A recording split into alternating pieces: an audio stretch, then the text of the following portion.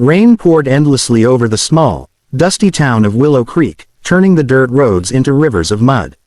8-year-old Lily stood beneath the porch of an old general store, clutching a small velvet box to her chest. Her clothes were soaked, her hair tangled, and her lips trembled as she whispered to every passerby, "Please, sir, would you like to buy my mama's ring?" The ring was her last memory of her mother, a golden band engraved with a faded name, but hunger had already stolen her pride. Her mother, Claire, watched from a distance, shivering under a thin shawl. She hadn't eaten for 2 days, and her body was weak from working nights at the laundry. But today, she couldn't bear to see her little girl go hungry again. Selling the ring, her husband's last gift before he died in a barn accident, was their only hope. Each time Lily's small voice broke the silence, Claire's heart cracked a little more. The townsfolk mostly ignored them. Some pitied them, others turned away. Then, through the mist and rain, a tall man on a chestnut horse slowed to a stop. He wore a long coat, hat pulled low, and eyes that seemed to carry both pain and warmth. He dismounted slowly, his boots sinking into the mud, and looked at the trembling child. "What are you selling, sweetheart?" he asked softly. Lily opened the box with shaking hands. "Mama's ring, sir, just enough for some bread." The man knelt, studying the small, dirt-covered girl. He could tell the ring wasn't stolen, it was loved. "What's your name?" he asked. Lily," she whispered. "And Mama's waiting over there." He turned his gaze toward Claire, who quickly looked away in shame. The man exhaled, his breath fogging in the cold air. He knew desperation when he saw it. He'd lived it once, long ago. "I'll buy your ring," he finally said, pulling out his wallet. Lily's eyes lit up with a mix of relief and sadness. "Thank you, sir," she said softly. But as he took the small velvet box in his hands, he noticed the tiny engraving, "Forever yours, Samuel." He hesitated, something in his chest tightening. Then he pressed the box back into Lily's hands. "Keep it," he said gently.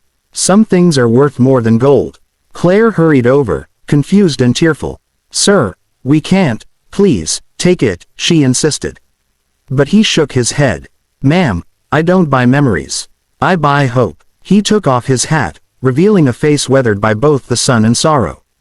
"Come with me, I've got something better than bread." Claire hesitated, clutching Lily's hand tightly. The stranger's voice was calm but firm, carrying the weight of kindness she hadn't heard in years.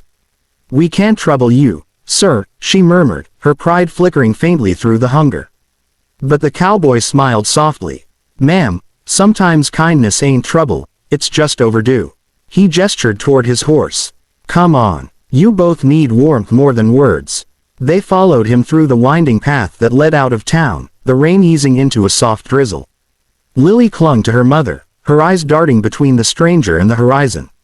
Finally, they reached a small clearing where a half-built cabin stood, smoke rising faintly from its chimney. "This was supposed to be for one," the man said, dismounting. "Guess it's better suited for 3. Claire's eyes widened. "Sir, this can't be." He interrupted gently. "Name's Jack. I've been building this place for months, but it's too big for a lonely man. And if I know anything about loss, it's that it's easier to carry when someone shares the load." He handed her a small basket filled with bread, apples, and smoked meat. Lily's eyes filled with tears as she bit into her first meal in days. The sound of rain against the roof felt like a lullaby after years of struggle. Claire couldn't stop staring at the man who'd just rewritten their fate with quiet generosity. Later that night, by the warm glow of the fire, Claire asked softly, "Why us?" Jack stared into the flames, his jaw tightening. "A few years back, I lost my wife and son in a storm not far from here," he said, voice low. "Couldn't save them. Since then, I've been fixin' fences, buildin' walls, but not a home. Guess I just needed a reason again." Claire's eyes softened, and for the first time in years, she smiled, not out of politeness, but from something real. Lily curled up beside the fire, her small hand holding the velvet ring box.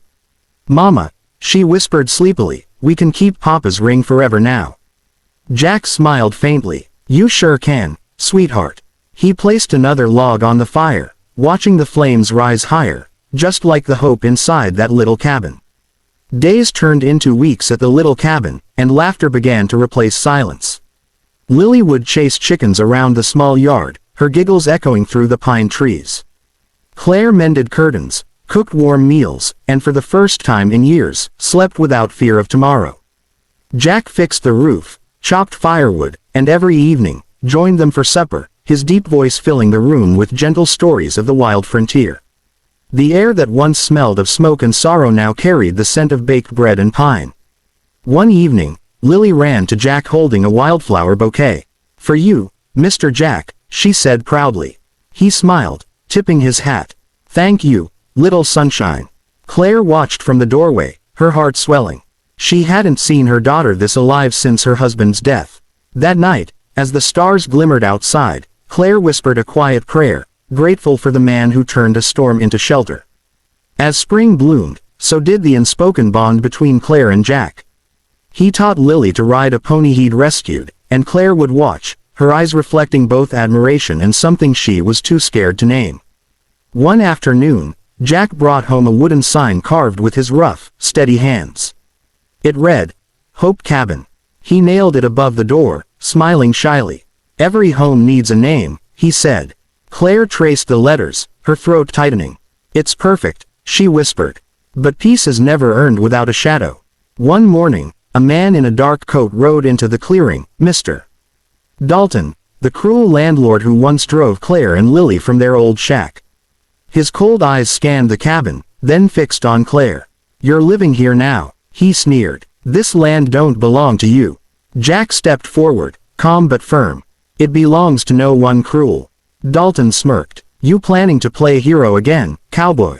Claire froze, fear returning like winter's wind. But Jack's hand rested gently on her shoulder. "This time," he said, "I'm not fighting alone." The little girl peeked out from behind the door, clutching her mother's ring box tight.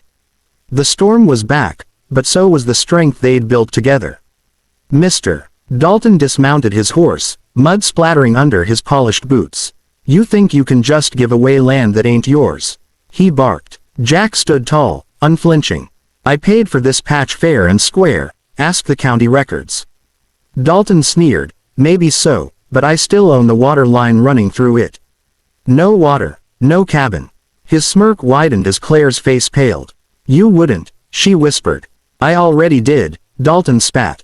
"By next week, this place'll be dry as dust." Jack's eyes darkened, but he stayed calm. "You're forgetting something, Dalton. This isn't about land, it's about people. And you can't own people's will to live." Claire took Lily into her arms, but fear lingered like a storm cloud. That night, Jack rode out under the moonlight, determined to make things right. He found Dalton's ranch under the mountain ridge, his men laughing around a fire. Jack dismounted quietly, his heart pounding, not with anger, but with purpose. By dawn, Jack returned to the cabin, bruised and exhausted but smiling. "It's done," he said simply. Claire ran to him, worry flooding her eyes. "What did you do?" He chuckled softly. "Bought the whole water line off Dalton's banker. Turns out, gold don't belong to greed when it's spent on good." Claire's tears fell freely as she hugged him tight. For a moment, words didn't matter, only the heartbeat that said everything. "You've given us more than a home," she whispered. Jack smiled, brushing a strand of hair from her face. "No, ma'am, you gave me one." Lily ran out, waving the little ring box. "Mama, the sun's out," she cried. Jack lifted her into his arms, her laughter like sunlight itself. Together, they stood in front of the cabin, no longer broken souls, but a family reborn through kindness and courage. As the wind swept over the hills, the sign above their door creaked gently, "Hope Cabin." It wasn't just a name anymore. It was a promise.